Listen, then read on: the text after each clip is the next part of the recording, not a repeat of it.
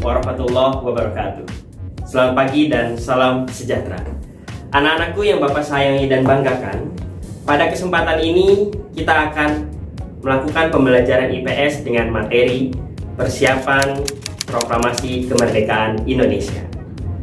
Tujuan dari kegiatan pembelajaran hari ini, yang pertama, siswa dapat memahami dan menjelaskan peristiwa-peristiwa penting menjelang proklamasi kemerdekaan Indonesia. Dan yang kedua, siswa dapat mengambil nilai-nilai positif dari peristiwa tersebut untuk diterapkan dalam kehidupan sehari-hari. Baiklah anak-anak, kemerdekaan Indonesia yang sudah lebih dari 70 tahun ini kita rasakan tidak terlepas dari perjuangan para tokoh dan para pahlawan Indonesia.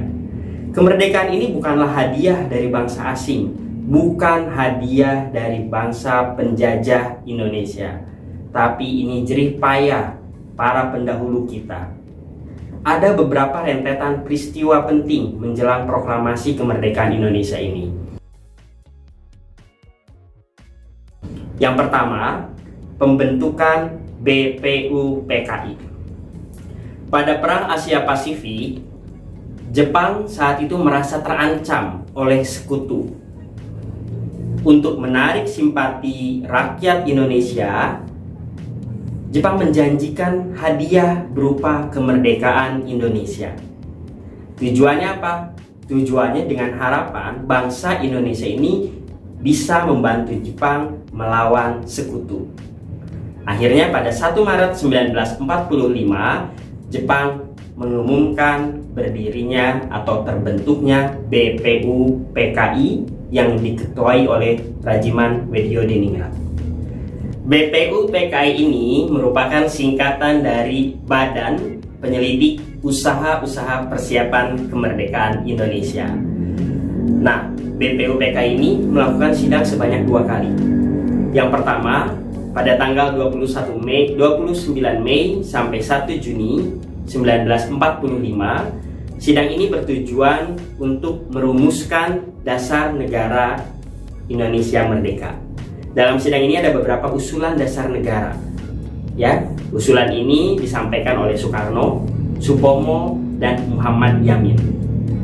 Berangkat dari sidang ini, pada tanggal 22 Juni 1945 disepakatilah Piagam Jakarta.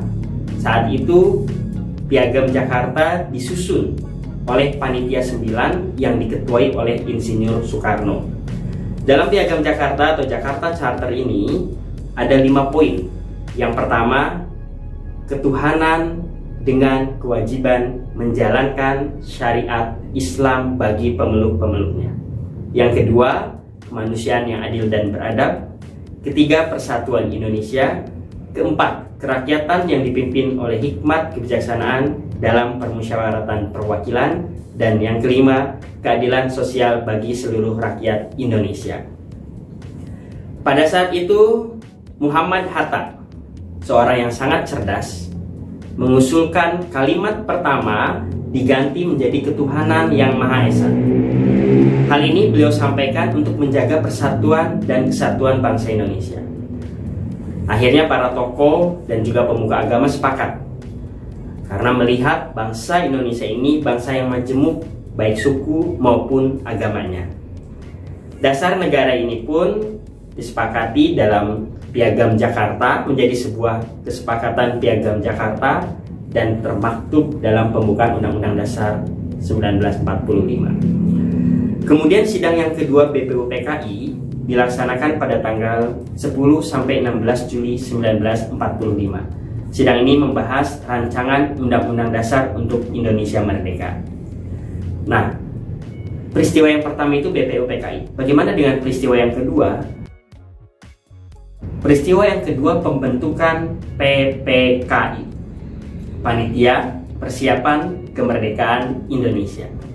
Pada tanggal 9 Agustus 1945, Soekarno, Muhammad Hatta, dan Dr. Rajiman Weddiodiningrat berangkat ke Dalat di Vietnam untuk menemui Marsekal Terauchi.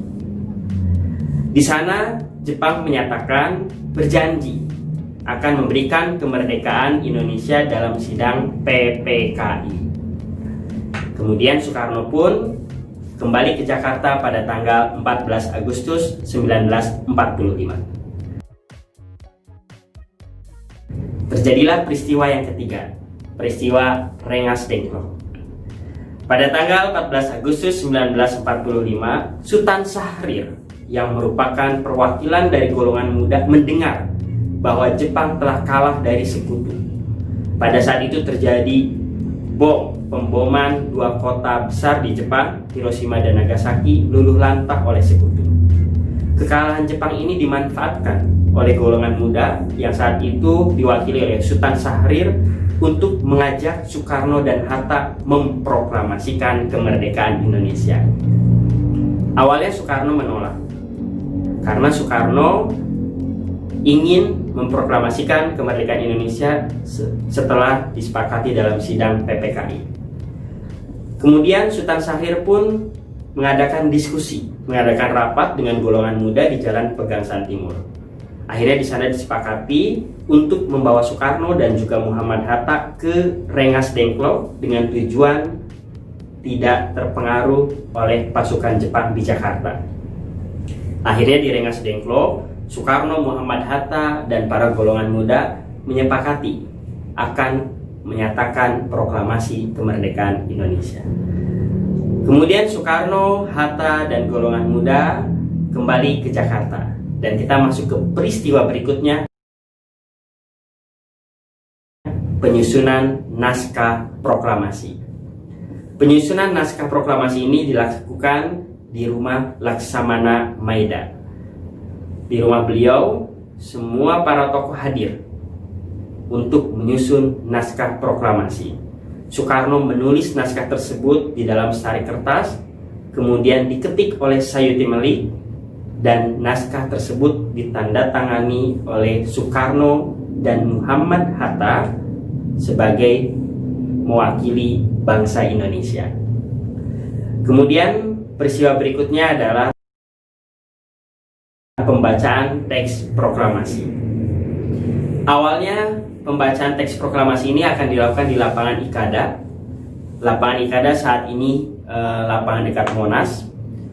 Kemudian untuk menghindari kerusuhan ataupun pemberontakan dari pasukan Jepang, dipindahkan ke Jalan Pegangsaan Timur nomor 56. Pada hari Jumat 17 Agustus 1945 pukul 10.30, Soekarno dan Muhammad Hatta memproklamasikan kemerdekaan Indonesia.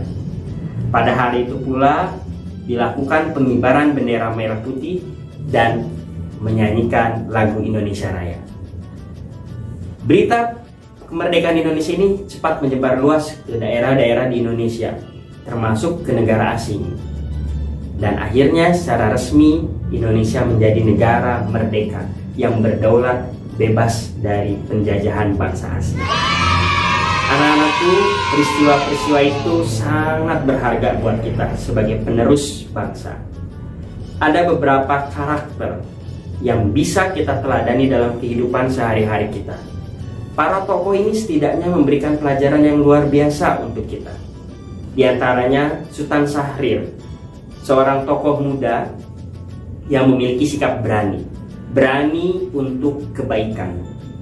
Kalian sebagai generasi Z, generasi milenial, kalian juga harus memiliki sikap berani dalam hal kebaikan, berani melakukan perubahan. Ini adalah sikap yang harus dimiliki oleh generasi saat ini.